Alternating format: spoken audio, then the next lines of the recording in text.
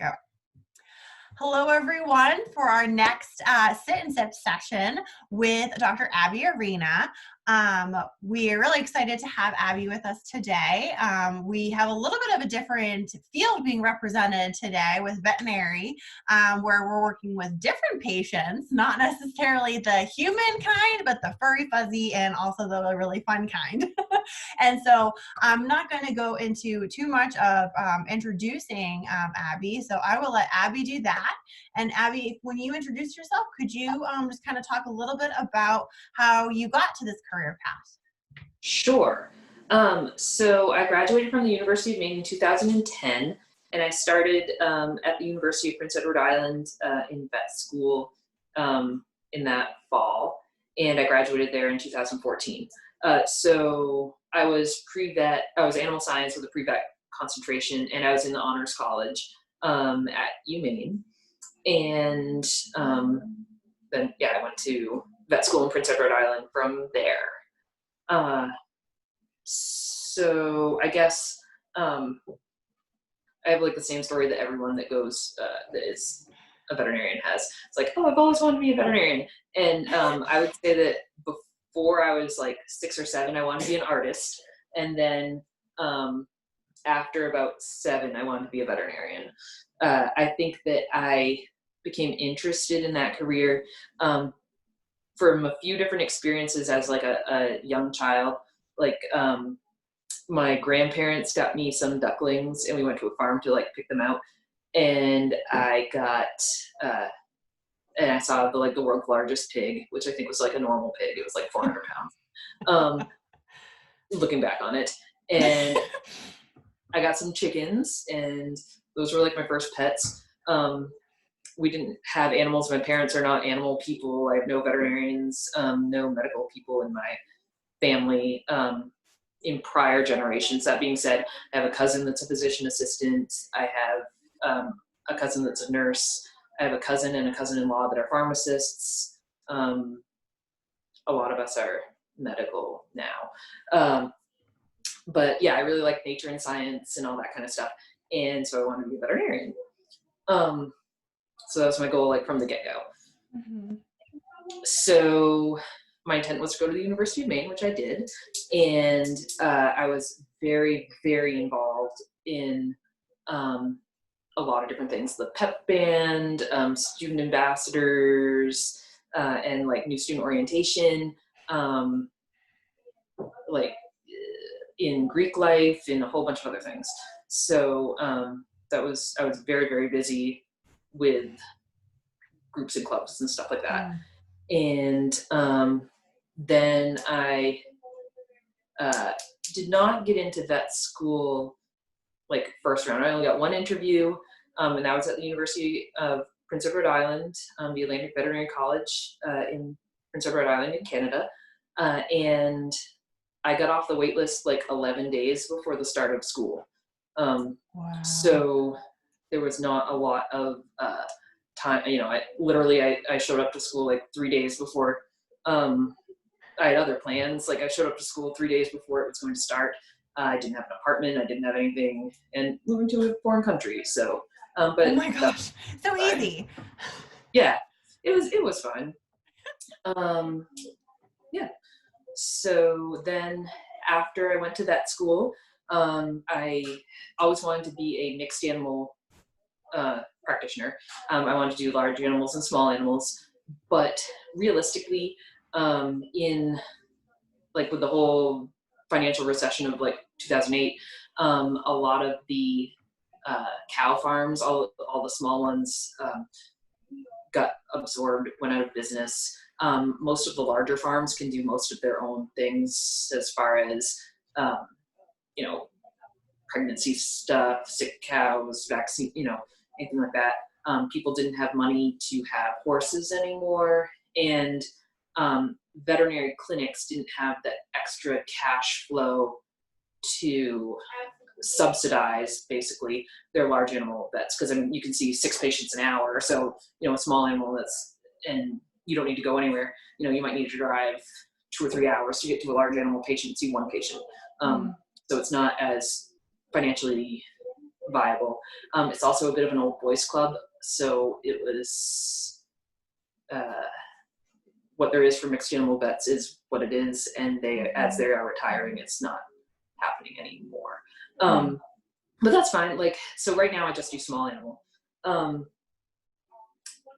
My first job at a vet school, because in vet school for the first 3 years it's like a regular school, and your last year you do your rotations. One of my external rotations was back home in Maine, and I went to Ridge Runner in Winterport, and they were interested in getting another vet to join their practice, and that was a mixed animal practice in central Maine, so that was great. I stayed there for a year until basically until they couldn't afford to keep me there anymore. So it was either drop down to part-time or leave. So I left. And then for 2 years, so basically from 2015, 2016, I worked part-time at up to 6 different places. I was on call for Ridge Runner. I was seeing my own large animal clients as well. On call for Ridge Runner large animal. Working at 2 different small animal hospitals. One was kind of a low income, low quality medicine, high volume place, and one was a really touchy feely, high quality place. I worked at a shelter. I worked at a spay neuter clinic, all at once. So it was very busy, and I had to kind of cut down. So in the end of 2016, the doctor at the lower quality clinic was diagnosed with cancer, so he really couldn't work. So I went there, and I worked only there for a couple of years until he kind of got things figured out. And then I was like, I can't be pigeonholed into a position where I'm practicing medicine that I could jeopardize my license. So I quit there, worked at an emergency clinic in the summer of 2018 until I could find another job. I found a job at a small animal clinic that was very great. It was cute. They had a hard time getting me full time. And so we tried some things. The practice was also sold. And so then I got done there, and I started working here in the fall, or late summer, I guess. And so now I'm at Penobscot Vet in Bangor, and I love it. So that's awesome. kind of, my little resume. Yeah. So are you still just seeing small animals, or do you still get to see any large animal patients at all? Nope. This clinic, I believe in 2000 and maybe 2013, 2014, something like that. The large animal portion split from the small animal portion. So again, like there's, the romantic idea of James Harriet or whatever doesn't exist, barely exists now as people retire, not going to. So if that's why you want to be a veterinarian, like I am a decade too late or 15 years too late, and you are even more so. Right. Yeah. Okay. Awesome. Well, thank you for that little overview of how you kind of got to where you are. So I'm sure you knew this question was coming. Everybody, everyone's all about this question, and right now is, so how has COVID-19 and just this entire pandemic, how has it been having an impact on, your office, on your work, your patients, both the animal ones and the human ones? Because I'm sure you're probably getting more stress, I would say, from the parents of the patients than anything else. And so if you kind of want to just talk a little bit about that, that would be awesome. Yeah. I'll be honest, it's awful. It's really, I'm here a minimum of 2 hours later every single day than I am scheduled to be here.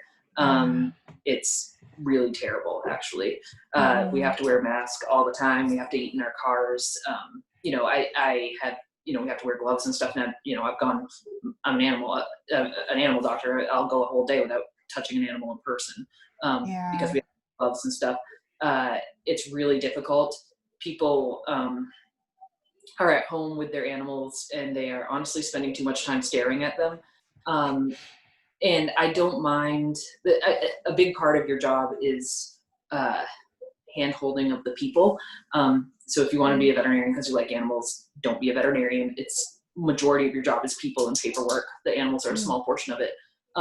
But it makes it really difficult because you want to help people. I mean, this happens to me all the time. People come in and they've discovered that the dog has a belly button or has a nipple. Like they haven't seen this before. And they think that something really upsetting is happening. And they're like, oh no, like my dog has this mass or has this giant thing, like it has this thing growing under their skin.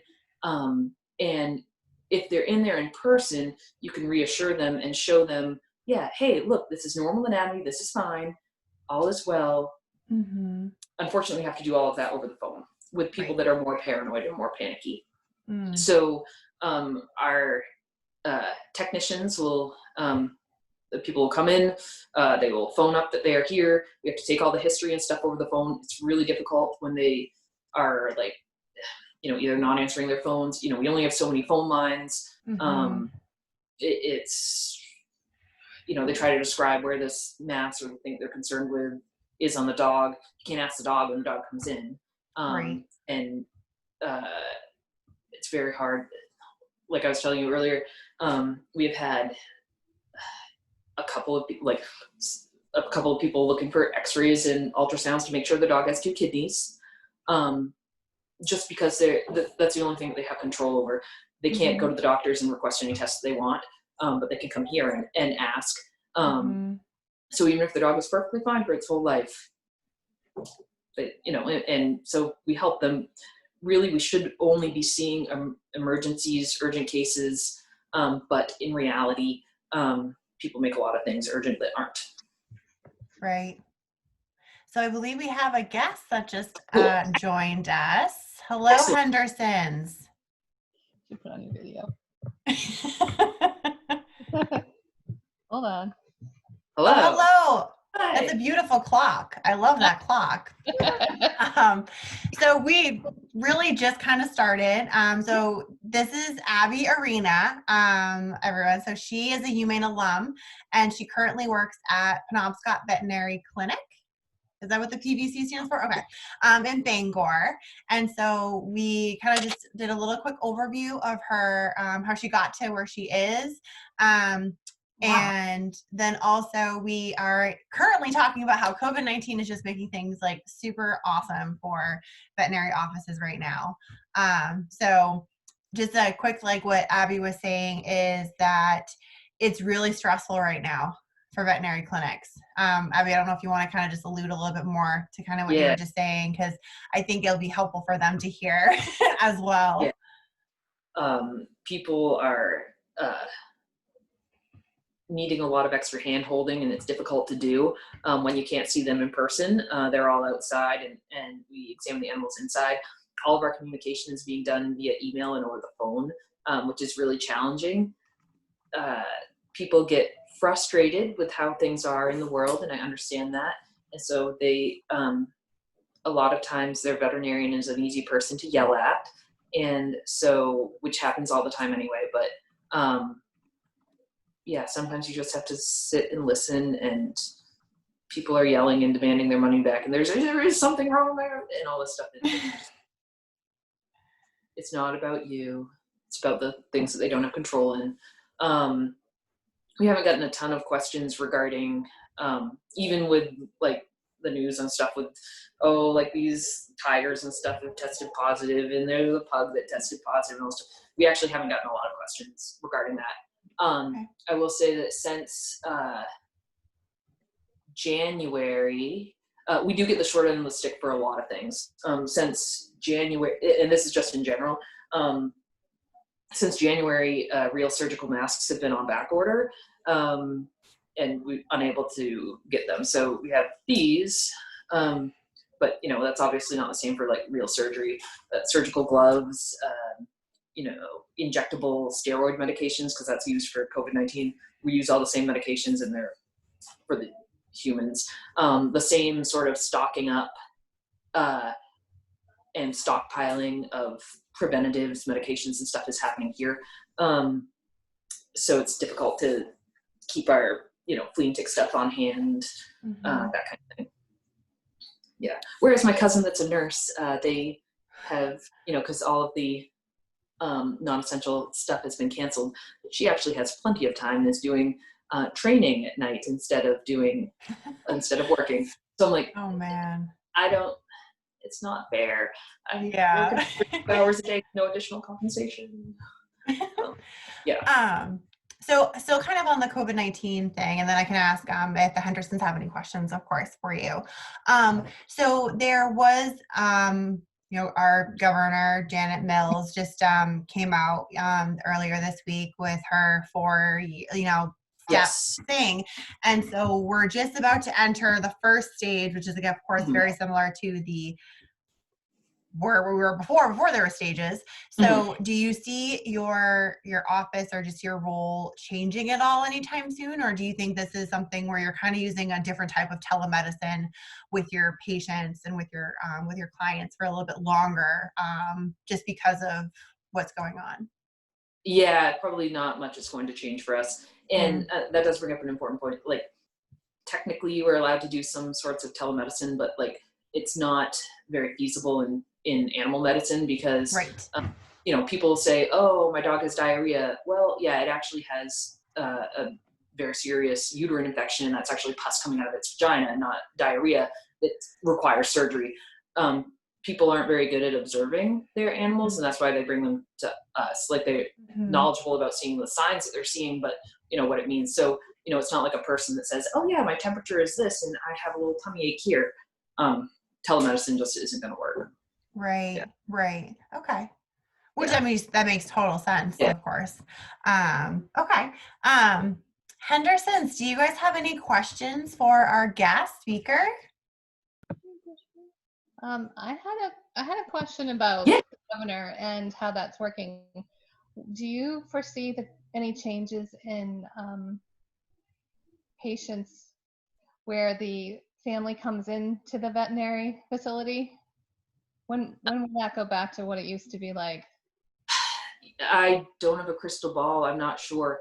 I would prefer it as quickly as possible, and I would suspect that we would. It would be a graduated thing, but I think that it is too difficult to tell at this point. I know that if we. So essentially, if you are exposed to a person with COVID-19, that person that has been exposed needs to be at home and self-isolating for 14 days. And if I were exposed to a person with COVID-19, then essentially, there are 4 veterinarians here. 2 of them are kind of part-time. Half of our support staff would have to be home as well because there wouldn't be enough appointments. So I don't think that we are going to be, and I mean, we're medical professionals, even if it is animals.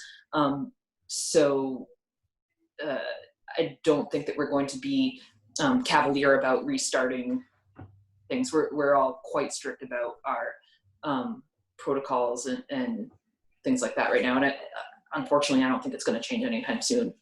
Okay.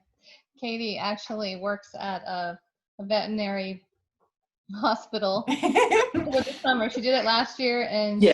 she will be a freshman in the fall, but she's doing it this summer too. Yeah. And, we're waiting for them to come back with a schedule. Last year it was like, 26 hours or 20 hours or something. So I was wondering, they are an actual hospital in Norway, Maine, the veterinary hospital in Norway, Maine. Yes. So I was kind of curious to know what the changes might be coming forward around how you see patients. Because I know that because you guys do a lot of like orthopedic surgeries and stuff over there. Yeah. So I will say that that's when the least amount of changes have occurred. Is that in a surgery, the owner drops the dog off, you're still in personal protective equipment, and then they leave. I will say that one of our technicians here works at a referral center in Portland, and before we had things, we've been very busy actually right along, but a lot of their higher cost and elective surgeries like cruciates and stuff like that have dropped off significantly. So I don't know how. I mean, obviously every part of Maine is different and every clinic is different, but Yeah, how I busy. don't know how many hours, Yeah. unfortunately. Yeah. That being said, a lot of people with kids in their daycares and stuff are closed, are probably unable to come to work. And if you don't have those commitments, then you may be able to get more hours to take up that slack. We do have some, a few people that are pre-vet students actually that work here at Penobscot Vet, and they've picked up a few more hours because our other staff members with family members can't come in. So could be either way, I guess. Do you do any my internships? case. Yeah. Do you do any internships with, when you said they're pre-vet, so do you work with the University of Maine for internships? I have not, I've only been at this practice since September. So, but we have a very good working relationship with the vet tech program at the University of Maine at Augusta, at the Bangor campus. And until this COVID, and even at the beginning of the COVID-19 thing, we had a couple of vet tech students there. I know that we are trying to limit the number of people in the building now, and so I am doubtful that until this lifts, we're going to be, really doing any internships with people that aren't necessary to be here. But yes, that's something that we're very open to all the time in normal world. Yeah. So VZ Vet in BZ Maine, they Yeah. that's where I would say a lot of our pre-vet students Yes. will do shadowing and stuff like Yeah. that. Just so for you for the Hendersons to know, and Yeah. so that is really where we have a lot of our students where you don't have to have a certification or anything necessarily, but I will say a lot of our pre-vet students will consider getting their vet tech certification as well, because that way they can get a job. It's also a really good thing to have as like a backup plan in case you're not able to get into veterinary school on the first try, or something of that nature. You do have a certification to fall back on, and so that's also an option. And it's right in Bangor is the tech one, and so it's not like you're having to travel all the way to Augusta to do that. And so that is an I will option say that as that's well. getting a bachelor's degree though. Oh, it is? So Okay. I know I've yes, so had it some is students who've done a vet tech thing, yeah, and so maybe must have been through somebody else. yeah, But I know we've had some students who have gotten their vet tech certification. yeah. So maybe it was through adult ed that we have a couple of those opportunities in their area. And so, but that is also an option, and that sometimes is a little bit easier for you to find a job at a veterinary clinic if you don't, versus just going in to be able just to shadow or volunteer. Like, you'll be able to do more if you go in with more of a certification or a lot of hands-on experience, from what I've seen. Yeah, and we were told last night in one of the Zoom calls with Sue Sullivan, right? Yeah. Yeah. That you don't offer that. You don't offer the vet tech. No. And I don't have any idea how Katie could actually take any So, more courses based on what I see for the course load to even try and to. just from my perspective, like being a vet tech and being a doctor are two very different things. Like Yes. being a vet tech is a nurse. I mean, like I said, it's a bachelor's program. It's no different than being a human nurse. And that's different than being a doctor. Like if you just looked at the day-to-day, to be honest, if you just look at the day-to-day responsibilities, I would say that the technicians have way more control over how the day runs. They have much more involvement with the patients and the clients. They get to do a lot more of the fun stuff, like putting in the IV catheters, running anesthesia and stuff like that. The reason why I'm a veterinarian and not a technician was because one, technicians aren't used a lot in large animals, and I like large animals, even though I'm not doing that now. And two, I like surgery, and you can't do surgery as a technician, only as a doctor. So I will say that it's kind of, although you're both working with animals, it's really apples and oranges. And, it is a bachelor's degree. So, that you can be a veterinary assistant with no with no training or anything like that. And honestly, I never had a job at a vet clinic prior to being a veterinarian. I only shadowed, and the reason for that is if you get a job at a vet clinic, you're being paid to walk the dogs, clean cages, and a lot of times you aren't spending a lot of time with doctors who are writing your recommendations. I had jobs doing other things, and honestly, the number one skill that you should have is people skills.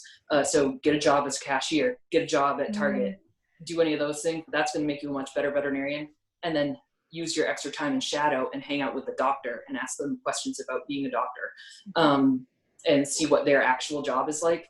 Because in reality, probably less than 20% of my time is actually spent with animals. The majority of my time is spent with people and paperwork. Okay. Yep. Yeah. Thank you for that perspective. No, that was great. Thank you for correcting me and making it a little bit clearer as to really what is it that you are going to be getting out of those different experiences. That was fantastic.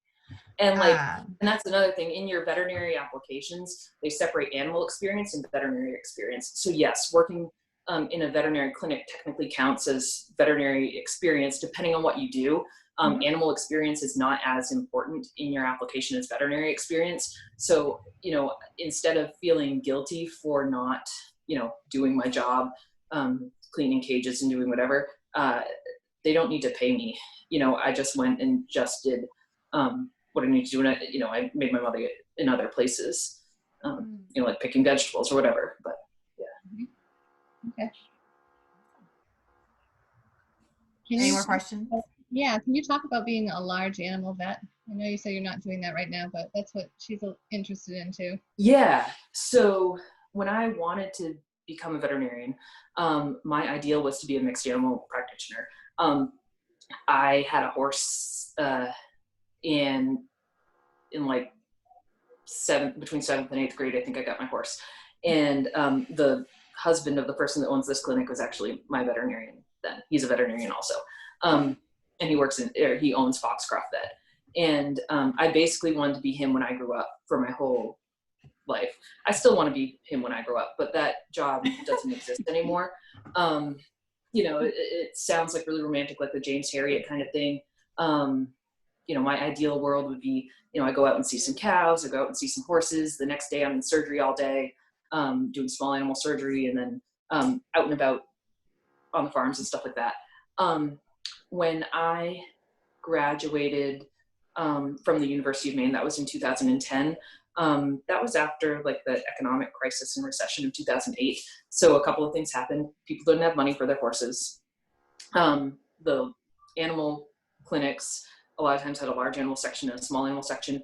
The small animal section didn't have enough extra money to subsidize the extra cost of their large animal veterinarians. It requires all different x-rays, medications, that kind of thing. And then your doctor is out on the road and not seeing patients. You might see one patient every 2 hours instead of 6 patients an hour. So that's not really as much money. The cow farms and stuff did not, a lot of the smaller ones have buttoned up shop, and the larger ones can handle a lot of their own problems. So I'm still very happy to be a veterinarian, and I wouldn't change it for the world, but I tried to do mixed animal when I first got out. The clinic I was at could not afford me. They no longer see large animals at all anyway. Things are kind of splitting up. It's kind of an old boys club too. Like, what there is for mixed animal, it is what it is, and you can't, unfortunately, you just can't do it. Like, I was at a clinic last year, and a different clinic bought the clinic I was at, and it was a mixed animal clinic that purchased the clinic I was at. And I was like, wow, would there be opportunities for me to, even be on call, or, see something, I could run a Coggins or, something like that. And he was like, no, the doctors that we have working for us already don't see as much large animals as they'd like to see, and we would only keep you as small animal. So it's really not, unfortunately, that's not what it is anymore. Yeah. Yeah, and even the large animal vets, there's like horse vets and cow vets now. And, the one cow vet might drive 4 hours and have like, all the cow farms, but yeah. Where did you go to graduate school? I went to the Atlantic Veterinary College in Prince Edward Island. Oh, okay. Would you recommend that? Yeah. I mean, honestly, it doesn't matter where you go. If you go to a school that's accredited by the AVMA, so you don't need to take any extra tests to be licensed and practiced. That school is great.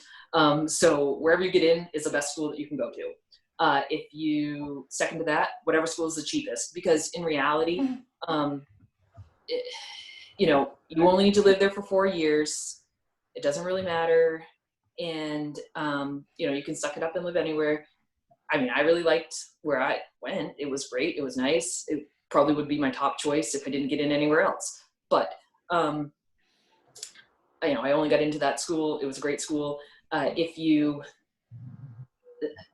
life is what you make of it. So there's so many different things in animal medicine. If you are going to, you really are interested in fish or whatever, and you're going to a school in the Midwest and there are no oceans or whatever, it really doesn't matter. In your 4th year is when you learn all the very specific things that you might want to be more passionate about or more interested in, and you can do external rotations anywhere in the world.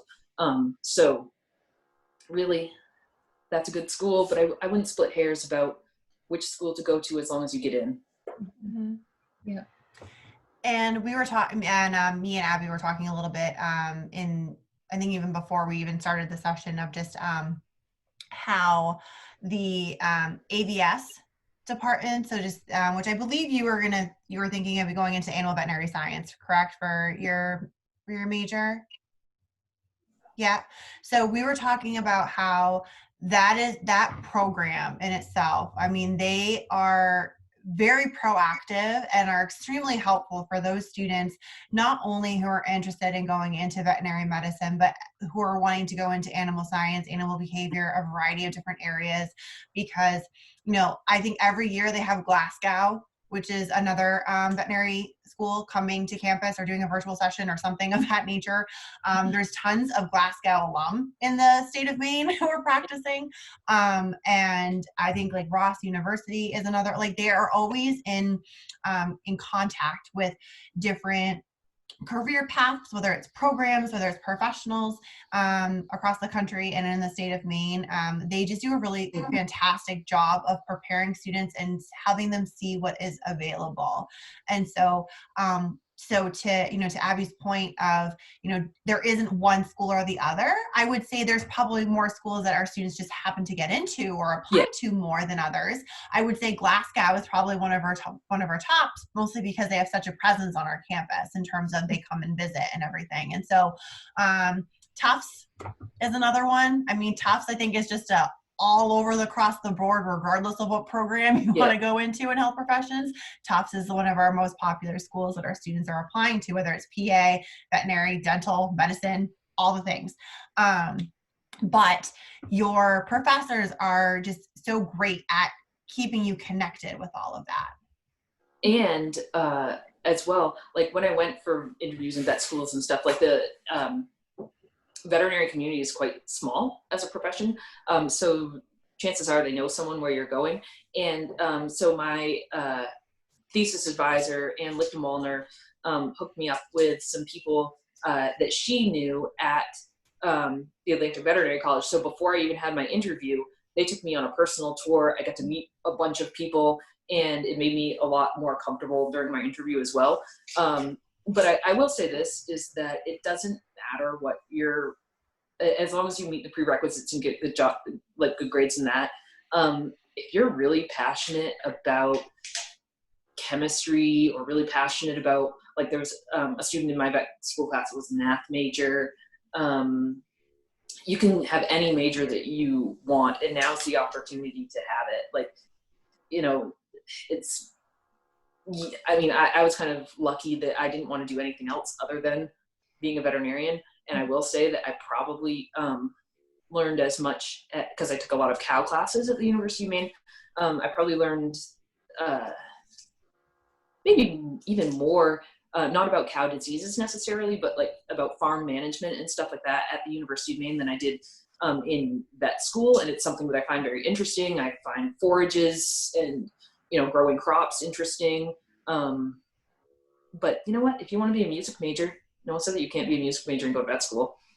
Like, there's nothing wrong with that at all. Do what you're passionate about.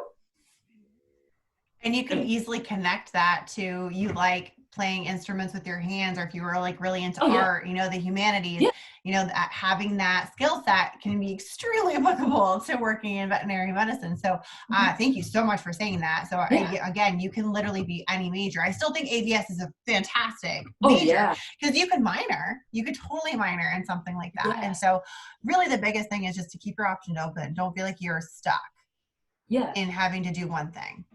And like, same thing, so many people even people that were pre-vet, ended up not going to vet school. They did PhD programs, or people that were in animal science and didn't want to go to vet school, did, you know, like working with, being a feed representative for like a feed company, or someone opened a kennel and got some additional business experience. A lot of people in my class did a bunch of different things, and anyway. That's helpful. Good. Yeah, that's helpful. What advice would you give someone that's just starting out? You stole my question. I was just about to ask that. Like, I swear, if I could show you my screen right now, which I probably could, my next question is, what advice do you have for students who are planning for their application in a health professions program? We're just like on the same wavelength right now, Henderson. So I wrote down all sorts of stuff ahead of time. So. Okay. All right. You know what? This will be the last question, just because I just don't want to take up too much of everyone's time. So, all right, Abby, here we go. Okay. Don't be a vet if you like animals and that's your only reason why. Like I said, most of my job is paperwork and working with people. You could absolutely get a job where you're mostly working with animals. That would probably be at a shelter, spaying and neutering animals, and you might not get to know their personalities, and they're just kind of coming in and out and doing surgeries. Other than that, you know, research or something like that if you don't like people, but ultimately you really need to be a people person to be a clinical veterinarian, that, you know, what people classically think of as a veterinarian.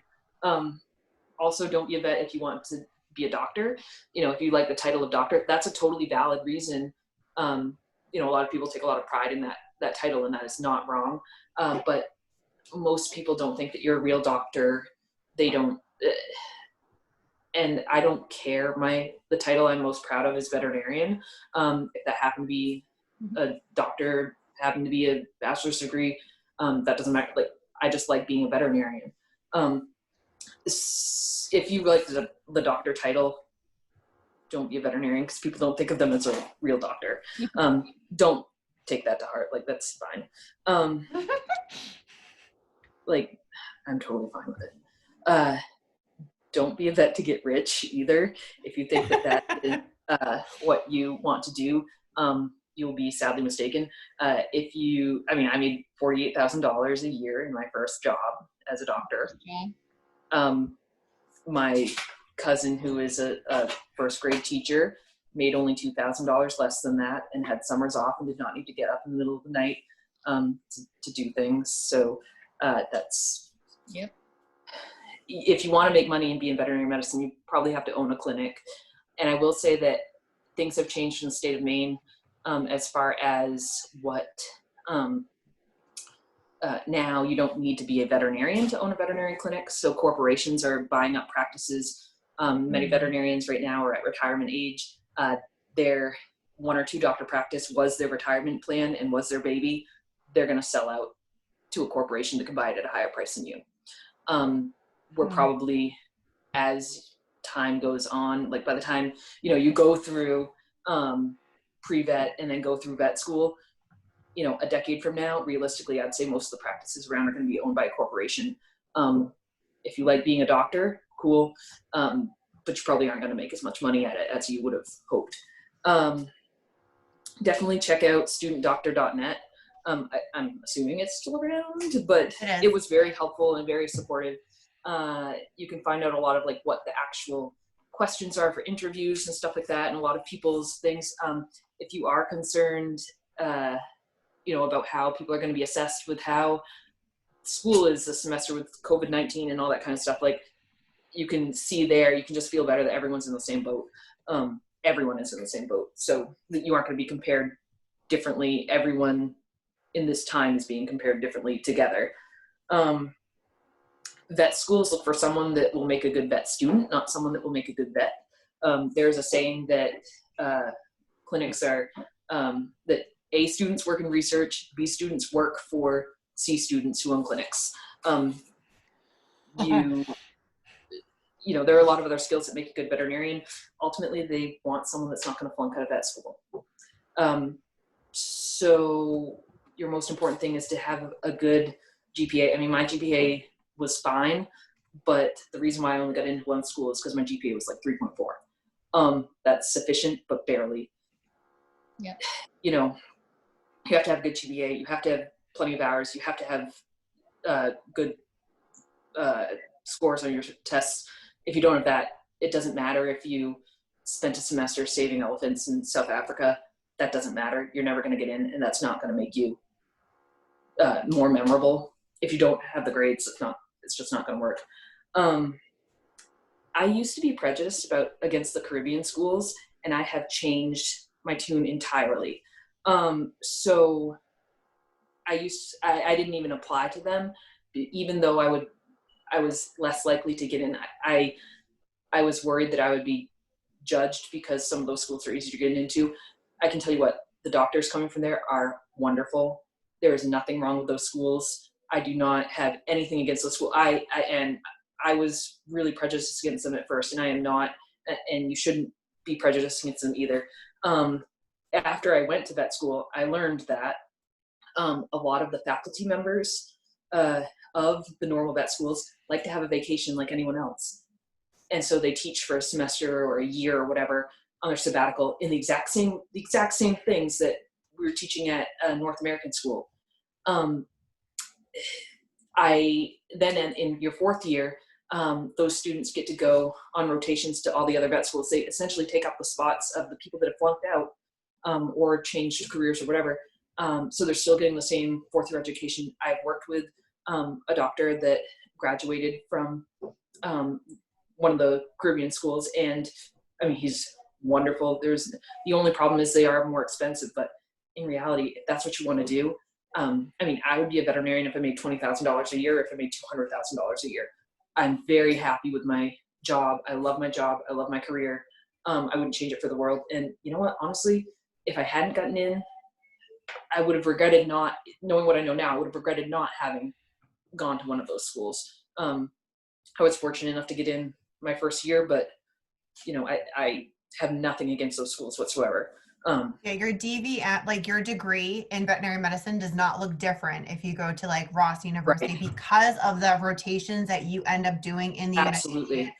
That's what makes it. You might have the letters might be different at the end, which can always happen if you're going to a school that is in Canada or is in, a different country. Obviously it is going to be, in Pennsylvania. Right. And so it will be easier in terms of, they'll be a little bit more lenient in terms of your GRE, your GPA, that kind of stuff. Mm-hmm. But you're now applying as an international student and they may have a smaller pool. So it's easier, but it's also a different competitiveness. But you always, whenever you're looking at those international schools, if they do a rotation in the United States, you will be able to practice in the United States. So that's where, Thank you for bringing that up, Abby. So don't, because again, at the end of the day, if you want to go to veterinary school, those are great options. Right. And I have nothing. At the time that I was applying, I didn't even consider those schools because I was concerned about what my future would be. But I think that that's wonderful. I mean, there's no problem with that at all. Basically, I think that that's most of what I wanted to say. I mean, I think the most important part is that just because you like animals doesn't mean that you should be a veterinarian. Maybe that means that you should work with animals, but you're going to be disappointed if you think that that's what your job is every day.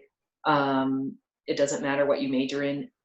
The other thing that I recommend is there is the tutoring program at the University of Maine, and I just chose whatever my hardest or least favorite class was of the semester, I mean, it's free.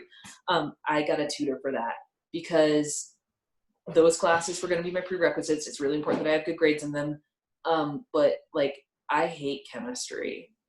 I mean, chemistry sucks. It's boring. I hate it. I hate organic chemistry.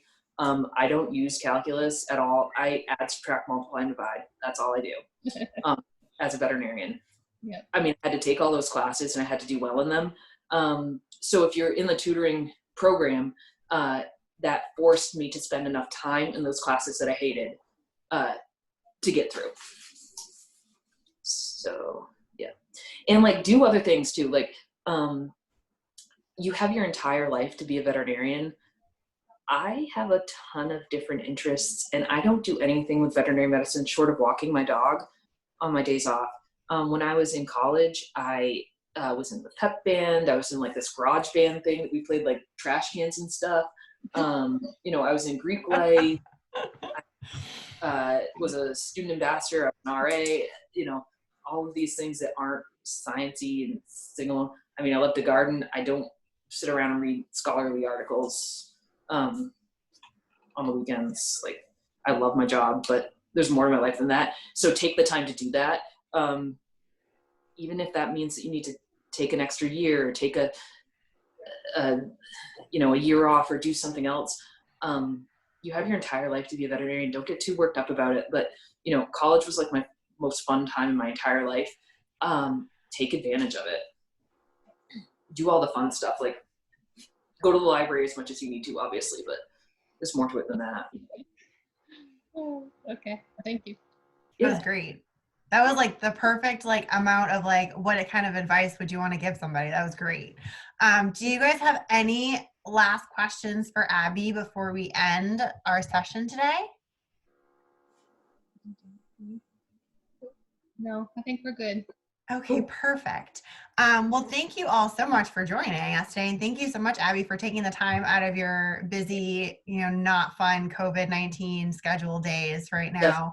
Hang in there. It will hopefully will get better and you'll be able to see pets again or and like actually touch them and all of that.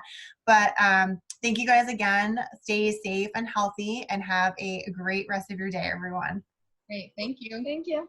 Bye, guys. Bye.